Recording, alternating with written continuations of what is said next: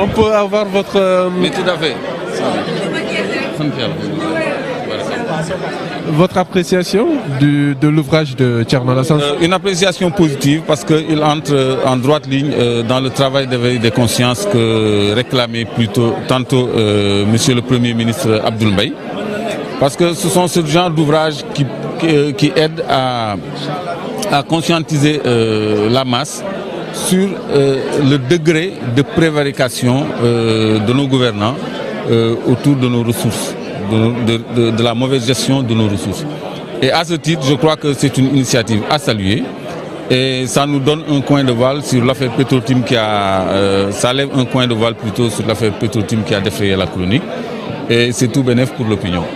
Vous avez soulevé tout à l'heure la question de la collaboration entre les opposants, y compris également la société civile. Oui. Comment vous pourriez vous organiser pour mieux faire face aux dérives du pouvoir, si l'on peut dire ainsi?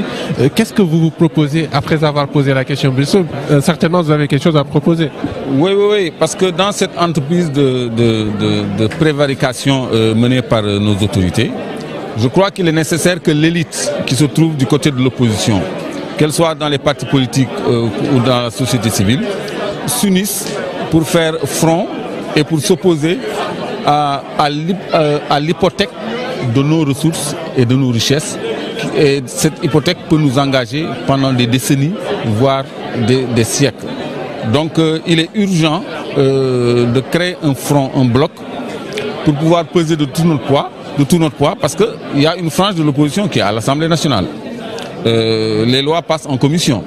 Donc tous ces problèmes qui nous interpellent, ils peuvent interpeller également les ministres en charge de ces problèmes-là, pour qu'il y ait des solutions et pour marquer notre opposition au bradage de nos ressources, parce qu'il n'est pas acceptable que ce qui doit revenir de droit au Sénégal soit donné à des privés. Pour exemple, à la SAR, Petrosen détient 17%. Ces 17% ont été rachetés par Khadimba, un homme de paille de Samuel Sarr, plus 34% de Ben Laden. Ils sont là-bas. Baba Diaw Itok aussi a ses parts. Et à eux, ils contrôlent la SAR. Alors que ça devrait être une société publique à participation majoritaire. Donc l'État devrait être majoritaire. Parce que c'est notre ressource nationale. Donc c'est ce genre d'attitude qu'il faut dénoncer, mais qu'il faut essayer d'empêcher aussi. Donc ça nécessite une synergie de l'élite de l'opposition, des forces de l'opposition, pour faire bloc à cette entreprise de prévarication justement. Une dernière question liée à l'actualité avec le remaniement ministériel. Idrissa Seck qui est désormais au pouvoir, si l'on peut dire ainsi. Quelle lecture? Bon, on s'achemine vers une dévolution négociée du pouvoir. Parce que maintenant, il est évident que Macky Sall ne cherchera pas un troisième mandat. On va donc vers une dévolution négociée du pouvoir, mais on va aussi vers un partage mafieux des ressources du Sénégal.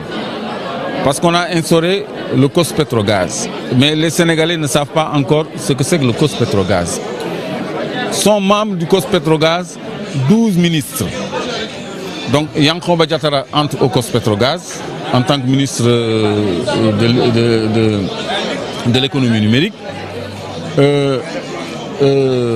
Antoine Diome, Félix Antoine Diome entre au COS-Petrogaz parce que le ministre de l'Intérieur fait partie, le ministre des Forces armées, le ministre des Finances, le Conseil économique, social, environnemental, l'Assemblée nationale, des directions comme la Sénélec, l'APIX et une autre direction, le Fonds 6, sont dans le COS-Petrogaz. Et ce sont ces gens-là qui vont se partager notre manne pétrogazière dont le tiers va être soustrait à l'inscription au budget et ça c'est du vol. Le président Macky Sall a envisagé de déposer sur le bureau de l'Assemblée nationale un projet de loi portant répartition des revenus pétroliers et gaziers du Sénégal et le tiers doit être soustrait au budget et logé au Fonds 6. Et c'est ce tiers-là qui va être géré par le Fonds 6, par le COS-Petrogaz et ses membres que je viens de citer, tous ces ministres-là qui entrent au gouvernement et ces institutions comme le CSE, le HCCT et l'Assemblée nationale qui vont se partager nos ressources. Donc le président Macky Sall faut faire comme Omar Bongo qui quand le Gabon s'acheminait vers sa première gouvernance pétrolière, a convoqué son opposition pour leur dire, écoutez, maintenant, nous allons vers une gouvernance pétrolière. Donc voilà 10 milliards pour chacun de vous. Et vous tenez tranquille, vous pouvez faire vos activités politiques, mais il faut savoir jusqu'où ne pas aller. Donc c'est la même approche qu'est en train d'initier le président Macky Sall, en invitant au banquet. J'ai oublié le ministre des Mines aussi, Omar Sarr, il rentre dans l'assiette. Donc en invitant une partie de l'opposition à ce festin-là, sur le dos du contribuable, alors que la préoccupation aurait dû être de saisir cette opportunité pour financer le budget, pour régler les problèmes du Sénégal, pour avoir la chance de brandir un bilan positif et se faire réélire ou faire réélire son parti. Votre intervention suscite une autre question concernant l'initiative pour la transparence dans les industries extractives. Est-ce que vous pensez que ces initiatives-là peuvent changer quelque chose ou amener une orientation positive par rapport à la gestion des ressources naturelles? Bon, tout n'est pas négatif dans l'ITIE, hein, parce que le rapport, quand même, est un gisement de données qui permettent d'avoir une lecture, quand même, de l'activité minière, de l'activité extractive. Bon, le seul problème, c'est ce que j'appelais tantôt la malformation congénitale de l'ITIE, parce que son président est nommé par le président de la République. Donc c'était Ismaël Madior Fall. Maintenant, c'est Eva Marie Coll Seck. C'est lui, c'est elle plutôt, qui doit s'occuper de la transparence dans les industries extractives, le conseil du président.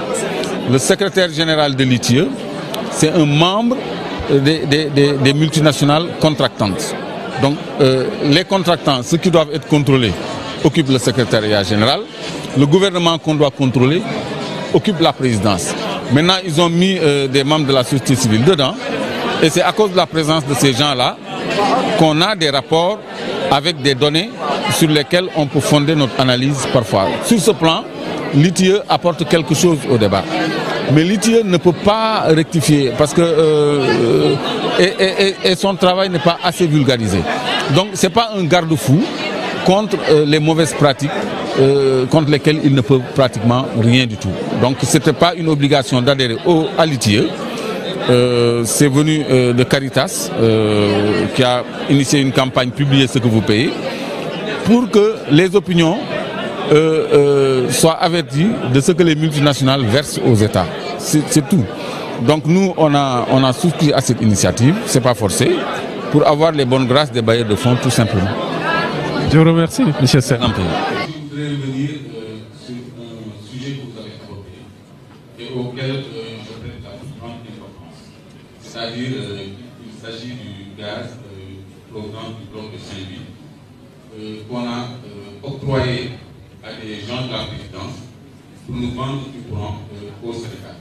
C'est-à-dire l'affaire Petro-Tim est en train de connaître toujours des prolongements parce que le bloc de Saint-Louis a déposé via Cosmos un plan de production de 14,5 millions de mètres cubes de gaz par jour, dans lequel nous n'avons que 5%.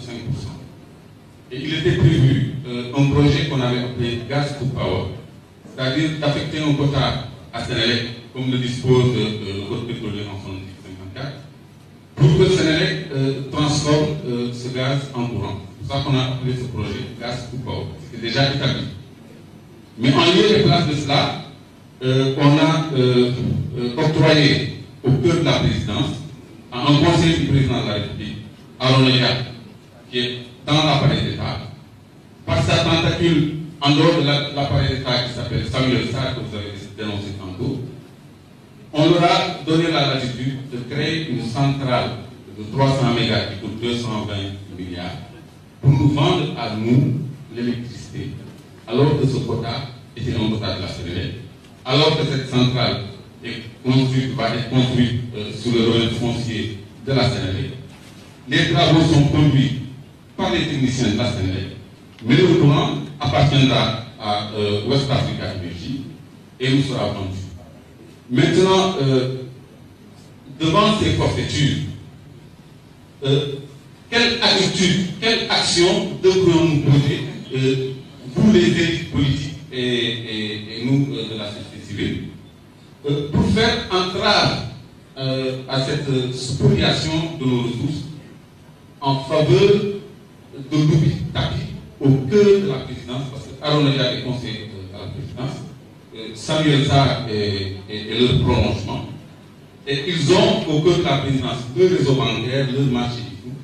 Et je crois que ça, c'est un nouveau prolongement de l'affaire politique sur lequel je vous interpelle, vous, en termes de solutions pour faire entrave à ces entreprises-là. Il s'ajoute à cela que le bloc de Sangomar va produire vers 2022 5 millions de tonnes qui vont être affectées à la SAR, qui se trouve en agglomération. Au lieu de créer une centrale, une raffinerie dans la région de Kaolack, département de Fatick, ils ont choisi de faire un pipeline qui leur appartiendra à eux privés, qui vont se faire payer le transport pour acheminer 5 millions de tonnes supplémentaires à la SAR qui se trouve en agglomération, en sécurité, au détriment de la zone d'où provient le carburant au moment où on parle d'équité territoriale.